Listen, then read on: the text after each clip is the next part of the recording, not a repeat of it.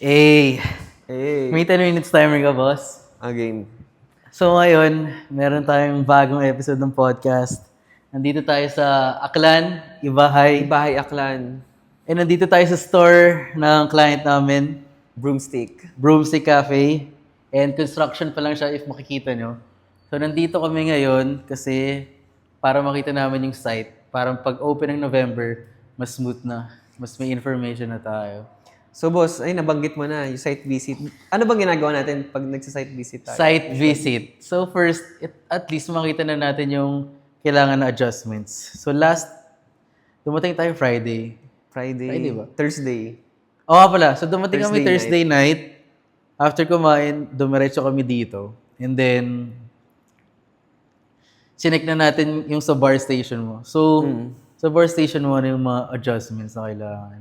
Kung nanonood kayo ng mga stories, nanonood ng stories eh, no? Yung sa bar station kasi wala pa tong butas eh. So, hindi pa ma-finalize kung saan yung butas nung water pipe and drainage para sa espresso machine. So, hindi pa siya talaga, makukumpleto hanggat hindi pa nadadala dito yung espresso machine. Kasi importante yun eh. Minsan kasi ang nagiging problem, pag yung pipe ng water na-stuck, minsan sa sobrang init, natutunaw yung pipe. Kaya ayun, hindi siya nagdi-drain pa ilalim. So, nagbabara dun sa espresso machine. Nagkakaroon tuloy ng leak, which is ayun yung dapat iwasan, lalo na sa espresso machine. Ayun. So, espresso machine pipe ang i-adjust Water dito. pipe and drainage. Water pipe and drainage. So, yun lang. Mm. Tapos sa kitchen naman, yung visit namin yung kitchen, makita nyo naman sa mga post namin sa Instagram is ang adjustment na kailangan pa ng mga chiller. Wala pa yung mga chiller doon. And then, freezer. Kasi wala pang menu eh. Ngayon pa lang namin na pagmitingan yung menu. So, moving forward doon na namin ililista yung additional equipments needed. And then, mag-e-extend pa sila ng pang bakery na kitchen. So, additional oven, pang pizza, and storage. Tapos, sink, pang dishwash pag marami ng tao. Usually kasi, sa tingin mo ba, gano'n ka-importante yung kitchen layout bago mag-decide ng menu? Important. Siguro, dahil less cost, less additional cost sa, ano tawag doon?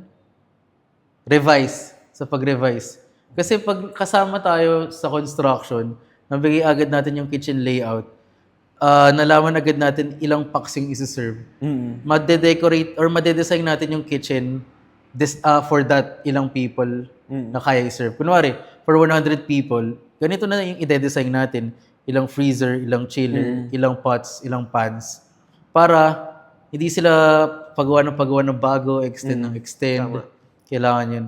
Pero syempre, hindi natin maiwasan yung mga ganong pangyayari kasi minsan yung ideas mo, ngayon nang mag-pop up na, hindi gusto ko pala ganito eh. Gano'n naman sa business lagi na pag may problem, fix agad tayo. At saka Adjust agad. Adjust agad. Kailangan. Kasi actually guys, yung pagpunta namin dito, siguro we're expecting at least siguro 40 to 50 packs, no? Oo. Yung ma-accommodate. Si client, since they own the lot, the whole lot, nag-extend sila. Ngayon, ang nangyari, yung na-foresee namin na ng mga ma-accommodate na people na 40 to 50, ayun lang yung na-design sa kitchen. Since nag-extend sila, kailangan din mag-extend ng kitchen to accommodate yung mga number of people na nadagdag. Ngayon, mga around 120 packs. 120 people. 120 packs. So at least na-figure out na namin kung paano gagawin yun. Ilang chairs, ilang tables, ilang staff.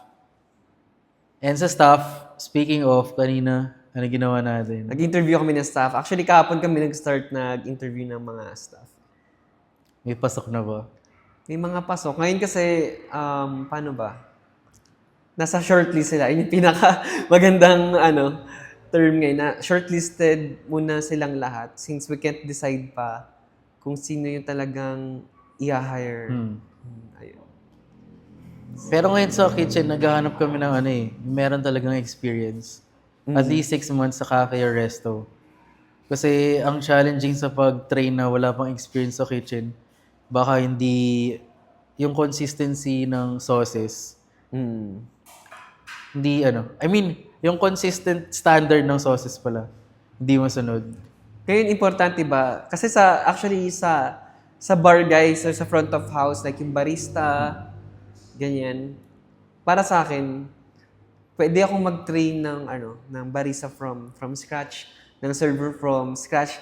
What I mean from scratch, parang walang experience at all. Kaya naman yun. Pero sa kitchen ba, anong story sa kitchen, lalo na sa pag-hire? Stories sa kitchen. Sa pag-hire, kasi tayo opening tayo eh. Mm. So pag mag-start tayo, kailangan talaga may experience. And then, pag nagkaroon na tayo ng sistema, doon lang mas easier mag-hire ng wala pang experience. Mm. Kasi kung sino man nag-work na meron ng sistema, easily niya na lang matitrain sa walang experience. Mm. Kasi 'di ba tayo, pag nagpunta tayo sa rest or cafe, nag-work tayo, Mm. wala naman tayong training na proper eh. Kumbaga, binabato lang tayo sa station kung anong ma-pick up natin hanggang sa maging muscle memory siya within the week. Doon tayo matitrain. Ito kasi, bagong menu, bagong kitchen. So, ang ititrain mo pa bagong tao, makakabagal siya. So, at least kung meron na tayong lead cook na alam niya na yung mga pasikot-sikot sa kitchen, Mm. ang tuturuan na lang sa kanya yung new recipes. Pero yung workflow, nasa kanya na. Tama. Sa bar din naman, ganun. Hmm. Kailangan, kunwari, matrain naman siya ng sa training na train naman sila ng maayos, ganyan. Sila na yung magiging standard doon sa station na yun. Oo. Kumbaga, pag nagkaroon na ng sistema, mas madali nang maturo doon sa mga bago. Just in case may mag-resign nga doon sa mga Sa mga staff. sa mga unang staff na na hire. Tapos i-add ko lang is, pag may experience kasi, meron ng kitchen common sense. So pag nag-open na tayo sa grand opening, hindi naman pwedeng mabagalan pa dahil meron pa tayong tinuturuan. So anong mean ko nung by kitchen common sense? Pag yung tao kung yung tao cook na siya, pag sinabi mo, kailangan ko ng side vegetables, automatic niya isipin, carrots, beans, na buttered, salt, pepper. Lulutuin niya yon, tapos bibigay niya na lang sa akin pag sinabi ko yun. Ngayon, pag sa walang experience, pag sinabi ko sa kanya, kailangan ko ng side vegetables. Minsan mag-stop pa yan, sasabihin niya sa'yo, ano yung side vegetables?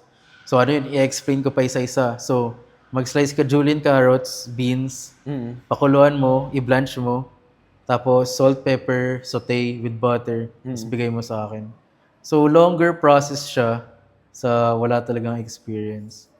Medyo challenging mag-hire dito, guys, kasi sa ngayon kasi mga nag-a-apply, mga part-time, mga students, mga kakagraduate lang, wala talagang experience, no.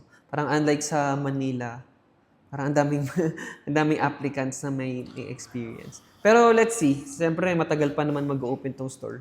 Hopefully maka-hire kami ng qualified dun for every station or position na hinahanap namin. For sure, meron mga qualify. Although, kung yun na talaga ma-hire, syempre hindi naman namin nahayaan na hindi siya matrain. Kasi syempre sa amin pa rin yung responsibility behind it eh. Hindi namin nahayaan na hindi maging smooth yung flow ng grand opening ng store na to. Lagi namin may make sure smooth. Kasi problem solvers kami. Actually, nakaka-excite itong store na to, no? Hmm. Kasi guys, kung ma-visualize niyo yung area, bale, paggabi, isang buong street, parang halos walang ilaw. And then, itong place na to, siya lang yung may parang sobrang lakas ng ilaw. Kaya, ganda. Parang attractive sa mga taong dumadaan. Kaya nga. Actually, kita yung background natin eh. Kung makita nyo dito, may puno. Kasi sa likod ng cafe, bukid. So sa kanila lahat ng bukid na to. Tapos sinop-chop lang nila yung trees para maging cafe. And then ito na yung main road. Wala kang cafe dito eh. Tindahan lang. Ayun pa. Maganda dito sa area kasi sila yung nag-iisang full-blown cafe talaga. Hmm. Mga gusto na nga umorder eh. Kasi ganda ng place pero hindi pa open. Kaya nga, so yung target nila, di ba yung yung mga travelers. Kasi brief background kung saan kami exactly. So, from Katiklan Airport, di ba Boracay dito, tatawid ka. Katiklan, pupunta ka naman dito sa left side. So, dito si Ibahay, kung saan tayo. Kalibo, Capiz, tapos Iloilo. So, nandito kami sa gitnang province ng Aklan. So, yung mga cafe, nandun pa sa papuntang going Kalibo pa. Bale, ito yung magiging stop bago pumunta dun sa area na walang masyadong tao. Oo. Ganun siya. Kasi long drive pa eh, bago sa long next drive nga daw municipality eh. So kung mag-drive ka na may drink or food, ito na yung best spot. Ito na yung first spot.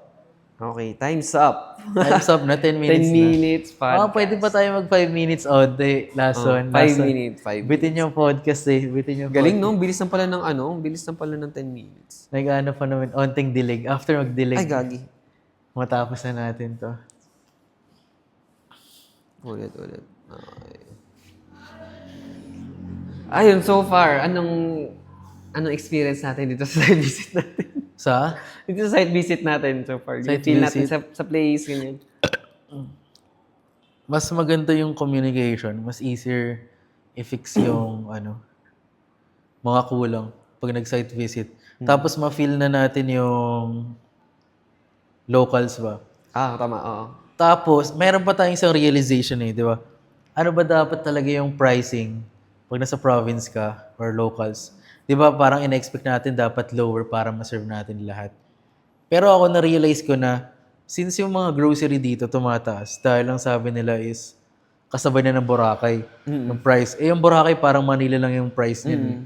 So if matagal sila na naka-adapt sa grocery list or market list dito na matagal na on a higher price, ibig sabihin, kaya na nila mag-adapt sa mga products dito na pwede nilang bilhin like coffee, Oo. tapos mga food, pasta. Kasi matagal na silang nasa ganong lifestyle eh. At saka parang pag-uusapan natin sa pricing. Oo. Kumbaga, importante ma-identify target market. For example, yung realizations namin dito is, kung local kami mag-focus sa pricing, although ma-afford ng locals, pero pag mababa naman yung pricing, makaka-affect sa branding naman ng store. Kasi, for example, ang ganda nitong store. Although okay lang naman kung magpa-pricing ng mura, pero there are people na pag nakita na, ang baba naman ng price, baka yung products nila hindi ganun quality. Diba? Not to, naman din, kung tataasan naman, bakit sobrang taas? Eh, nandito naman sa ganitong place like probinsya, di ba? So, ayun, ang realization namin is, ang magiging target market talaga dito is yung mga riders, mga tourists din na from Katiklan Airport to magdo-long drive papuntang Iloilo or somewhere there. So, Oo. Tsaka yung mga bus. Bus. Hindi pa, sir. 5 minutes, sir. Matapos na kami. Hi, sir. Sali ka, oh. Sali ka, sir, Mag-hi ka lang, sir. Mag-hello ka, sir, oh. Hello ka, sir. Hello ka, sir. Hi, sir. So, ito kasama natin yung owner, si Sir Kenneth. Sir, mag-hi ka lang dito. Hi ka, sir. Sir Kenneth, tsaka si Miss Lisa. Bukas, gagawa tayong video kasama sila. Tomorrow morning. Ayaw pa daw nila today, eh. para fresh tomorrow. Fresh tomorrow sa interview. Yan. Saan na rin tayo? Pricing, costing. Sa pricing. Sa pricing, oo nga pala. Yung mga target market is yung mga bus. So yung mga magsi-stop over dito. Dito sila magla-lunch, tapos travel ulit. Kung makikita talaga yung place, guys talaga. Parang hindi naman ma-justify ng true words lang eh. Pero, ang laki ng potential ng place. Kasi, pwede itong pag-stop overan ng mga bus, ng mga vans.